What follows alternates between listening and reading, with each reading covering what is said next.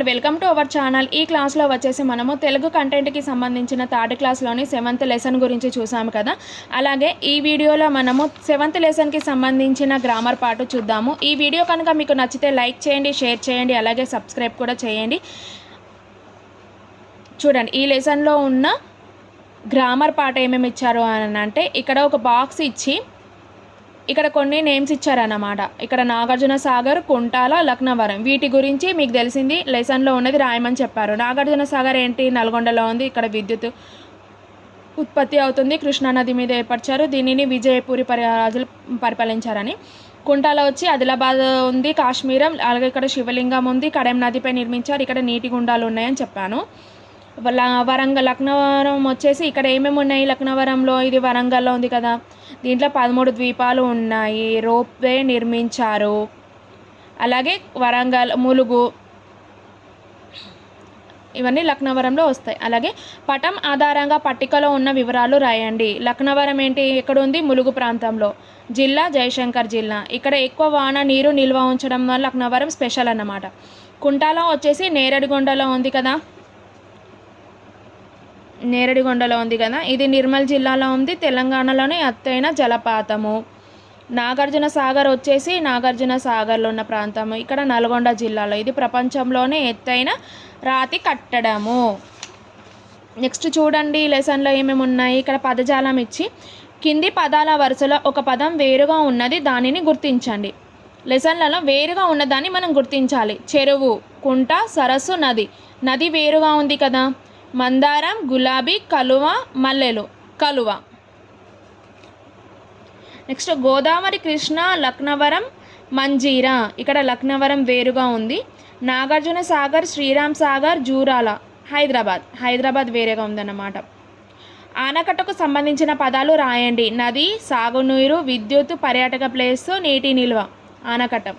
Next కింద పదాలను వరుస క్రమంలో రాయండి అని ఇచ్చారు. చూడండి ఇక్కడ మేఘాలు, పంటలు, వర్షం, చెరువు. దీన్ని సరిక్రమంలో రాయమని చెప్పారు. మేఘాలు, వర్షం, చెరువు, పంటలు. నెక్స్ట్ వర్షాలు, పంటలు, చెరువు, సంతోషం. దీని వరుస క్రమం వచ్చేసి ఫస్ట్ వర్షం, తర్వాత వాటర్ ఇక్కడికి పడుతుంది, చెరువు, పంటలు పండితే సంతోషం.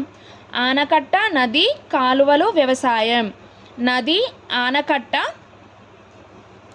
ఆనకట్ట, కాలువలు, వ్యవసాయం. నెక్స్ట్ చేపలు, అంగడి, చెరువు, ఆదాయం. దీనికి వచ్చేసి చెరువు, చేపలు, అంగడి, ఆదాయం. ఆనకట్ట, పంటలు, నదులు, కాలువలు. దీని వరుస క్రమం వచ్చేసి ఏంటి, నదులు, ఆనకట్ట, కాలువలు, పంటలు. నెక్స్ట్ సృజనాత్మకత ఉంది కింద. ఇది చూడండి. ఇప్పుడు అచ్చులతో మొదలయ్యే పదాలు, హల్లులతో మొదలయ్యే పదాలు రాయమని చెప్పారు. అచ్చులతో మొదలయ్యే పదాలు, హల్లులతో మొదలయ్యే పదాలు వేరు చేసి పట్టికలో రాయండి.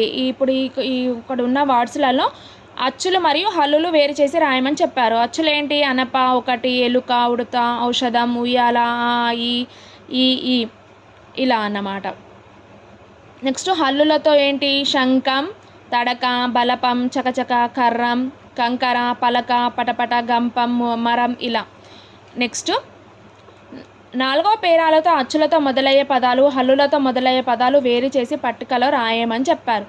ఇక్కడ ఏంటి, ఉన్నాయి, ఉన్నది, ఇక్కడ ఒక ఉన్నది, ఇవన్నీ అచ్చులతో మొదలయ్యే పదాలను రాయమని చెప్పారు. పాఠంలోని 4వ పేరా, ఇక్కడ 4వ పేరాలో ఉన్నవి చూసి రాయమని చెప్పారు. ఆ అచ్చులతో హల్లులతో మొదలయ్యి జలపాతం పక్కనే, మధ్య జలపాతం, మంది, పర్యాటకులు, ఇలా అన్నమాట. నెక్స్ట్ ఈ వీడియో ఇక్కడ ఉంది చూడండి. ఇక్కడ గ్రామర్ ఇచ్చారు చూడండి. క్రింది పదాలు చదవండి, గీత గీసిన అక్షరాల మధ్య ఉన్న తేడా గమనిస్తూ స్పష్టంగా పలకండి అని ఇచ్చారు. అటక, ఆట, ఇలా, ఈగ, ఊయల, ఎలుక, ఏతం, ఒకటి, ఓడ. ఇక్కడ ఆ, ఈ, ఊ, ఏ, ఓ. చూడండి ఇక్కడ పై పదాలతో అక్షరాలు చదివారు కదా.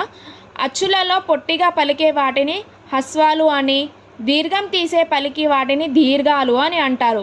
వీటిని ఏమంటారు, తేలికగా చదివేవి హ్రస్వాలు. నెక్స్ట్ దీర్ఘం పలుకుతున్నాం కదా, దీన్ని ఏమంటారు, దీర్ఘాలు అని అంటారు.